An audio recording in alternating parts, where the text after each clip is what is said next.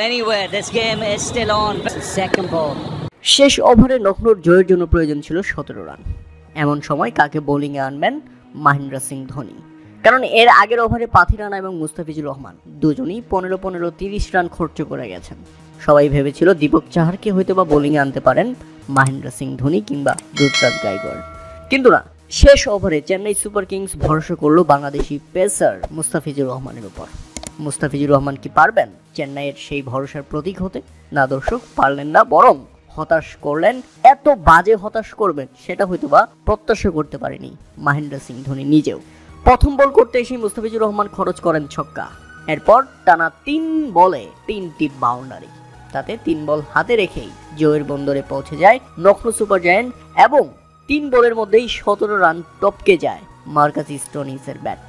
মুস্তাফিজুর রহমান প্রথম 3 বলেই খরচ করেন 19 রান, যার মধ্যে একটা নো বল ছিল। তাতে নির্ধারিত 4 ওভারও করতে পারেনি মুস্তাফিজুর রহমান। 3 ওভার 3 বলেই খরচ করেছেন 51 রান। প্রথম ওভারে একটা উইকেট পেয়েছিলেন। উল্লেখ হচ্ছে প্রথমে ব্যাটিং করতে নেমে নির্ধারিত 20 ওভারে 4 উইকেট হারিয়ে 210 রানের লড়ুক সংগ্রহ দাঁড় করায় চেন্নাই সুপার কিংস। দলের হয়ে 60 বলে 108 রানের অপরাজিত ইনিংস খেলেন রুতুরাজ গায়কোয়াড়।